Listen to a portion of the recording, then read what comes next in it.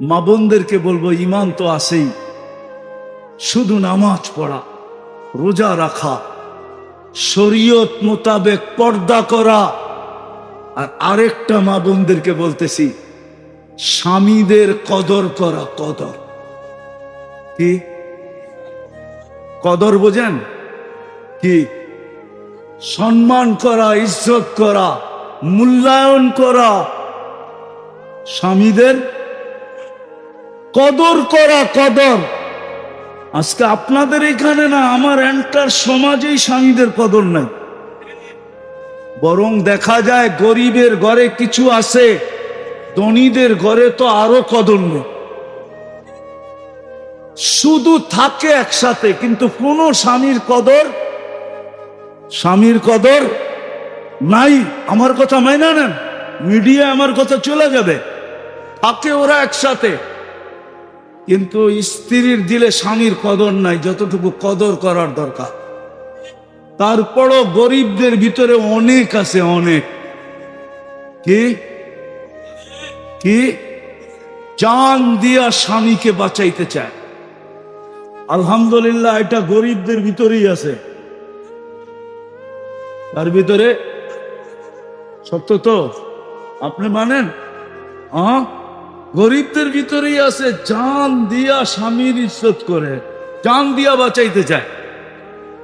আমি মা বোনদেরকে আরো বলবো, আরো ইজ্জত করো স্বামীকে। যত বেশি মেয়েরা স্বামীকে ইজ্জত করবে। বুখারীর রিওয়ায়াতে আছে, তাকফুরনাল আশিরা, তাকফুরনাল, স্বামীকে অসম্মান করা, ইজ্জত না করা জাহান্নামে যাওয়ার মেয়েদের সবচেয়ে বড় কারণ। এজন্য আমি এই আওয়াজ যত দূর যেতেছে, আমি মা বোনদের পায়ে হাত দিয়া বলবো, ঈমান তো আছেই, 5 ওয়াক্ত নামাজ পড়বো, রমজানে রোজা রাখবো, শরীয়ত মোতাবেক পর্দা করব, খাওয়ার দায়িত্ব তো স্বামীর কাঁধেই। আমরা স্বামীদেরকে মন দিয়া ইজ্জত আর কদর করব। আপনারও ঘরে পৌঁছায় দিবেন, পারবেন? পারবেন? পাক্কা ওয়াদা তো? চলেন তাইলে তওবা করে আল্লাহর কাছে ওয়াদা করি যে এই কটা জিনিসের উপরে মৌত পর্যন্ত চলবো। তওবা করতে রাজি? কে কে রাজি দেখি? পাক্কা? তাহলে বইলা দেন, আল্লাহ তওবা করলাম। এতটুকুই বলেন, আল্লাহ তওবা করলাম। নামান যদি মনের থেকে করা থাকেন, আপনি নিষ্পাপ, গ্যারান্টি আপনার কোনো গুনাহ নেই। আপনি এখন পুত পবিত্র। দাগ ইচ্ছা করে লাগাইলে লাগবে, নাইলে আপনার গায়ে আর গুনার দাগ লাগবে না। বাকি আজকের থেকে নামাজ ছাড়বো, বরং নামাজি পরিবেশ বানাবো। রোজা তো রাখেনি, আর হালাল কামাবো, হালাল খাবো। কিরকম খাবি? গুনাহ যেরকম আপনি খাইতে চান ওরকম হয়ে চলে। ছায়া হাড্ডিটা কাটাটা রাখবেন, আবার চলে যান। উড়ন্ত পাখি কি বলে, অতিথি পাখি উঠতে উঠতে আসে। যেমন আপনারা মাঝে মাঝে ছুপে ছাপে শীতের দিন 2-1টা ধরেন, ঠিক না? ধরেন না চুপে চাপে? আরে মনে হয় বোঝেন না, সাইবেরিয়ার থেকে যে আসে অতিথি পাখি, অথচ সরকারিভাবে নিষেধ, ঠিক না? জান্নাতে ওই সৈকতে উঠতে উঠতে আসবে, আয়সা প্রথম ডানা চাপটাবে, হাজারো আইটেমের খাওয়ান করবে, খাবে, তারপরে পরিচয় দিবে, আমি আমার গোশত কত মজা। খাবি? তারপরে যেইভাবে খাইতে চাবে ওইভাবে হয়ে আসবে, হাড্ডি রাখবে, আবার উড়া চলে যাবে জান্নাতে। তো ওইখানে সৈকতে যখন যাবে, ফুর্তি করবে, সুইমিং করবে, ফুর্তি করবে, খাবে। যখন ফিরে আসতে থাকবে, তো আল্লাহ একটা বাহির করে ছেড়ে দেবে। মনে হয় বোঝেন না? ডানা কাটা বোঝেন? হ্যাঁ, দুনিয়ারটার নাম ডানা কাটা। কেন জানেন? সারাদিন মানুষে দেখলে ডানা থাকে করতে পারে, ঠিক না? কি মনে হয় বোঝেন না? জান্নাতেরটা কেউ দেখে নাই, না জিন, না ইনসান, না ফেরেশতা। আল্লাহ বানায় লুকায় রেখা দিয়েছে। যখন জান্নাতের দিকে ফিরতে থাকবে তো আল্লাহ লুকানের থেকে বের করে ছেড়ে দেবে। প্রত্যেকের সামনে একটা একটা চোখে চোখ পড়বে তো বুকে লাগবে আর বলবে আনা হুব্বুকা ওয়া আনতা হুব্বি, আমি তোর ভালোবাসা, তুই আমার ভালোবাসা। লিমাযা আখারতা, এত দেরি করলি কেন? কবের থেকে তোর অপেক্ষায় বসে আছি।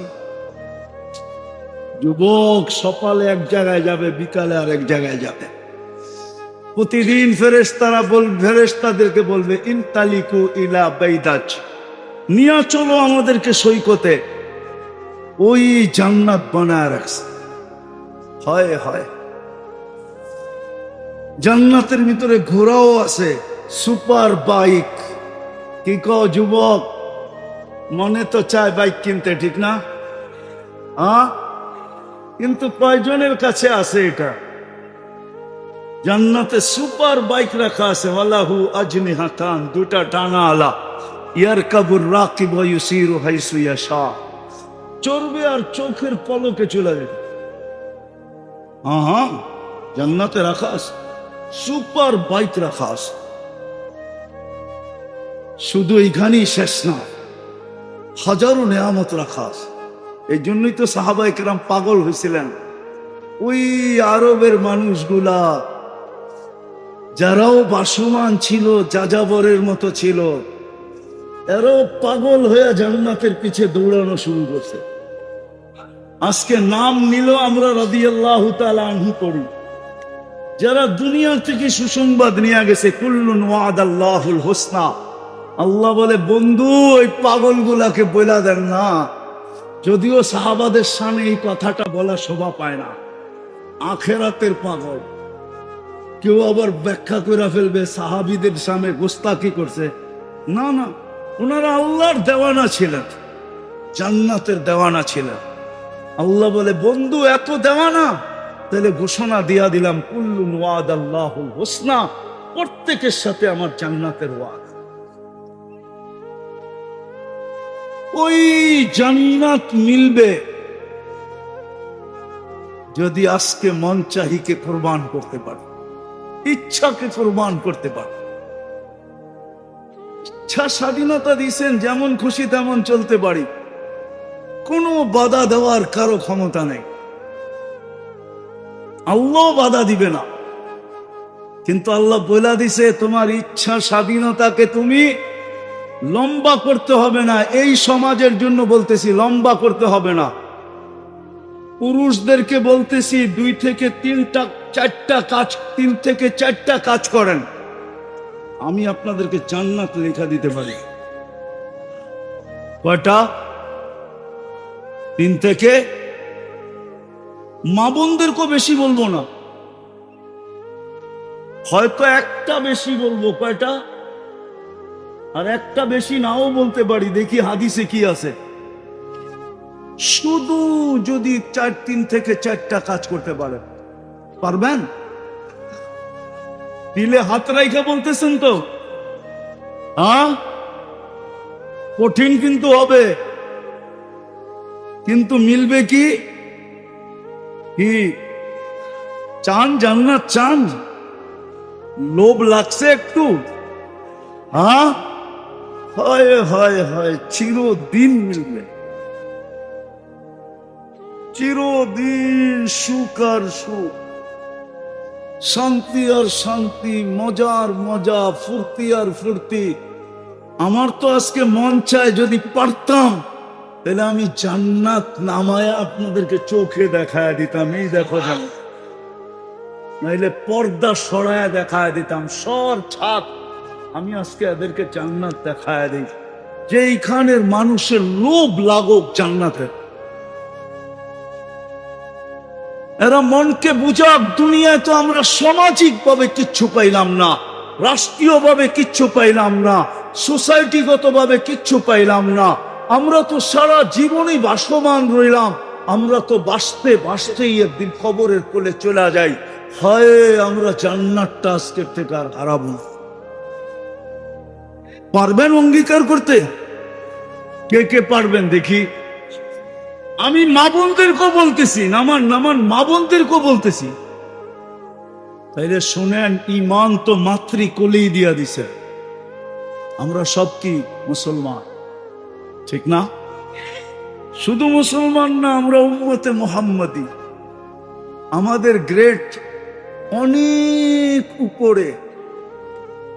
সমস্ত উম্মত এক করলেও আমাদের সামনে বিন্দু হবে কিনা সন্দেহ আছে। আমাদের মর্যাদা এত ঊর্ধ্বে। কোরআন বলে খায়রু উম্মাহ, আর খায়রের তর্জমা আমি হাদিস দিয়া করতেছি। আল্লাহর রাসূল বলে ওয়ালি খায়রি লা নিহায়া, আমার খায়রের কোনো সীমা রেখা নাই।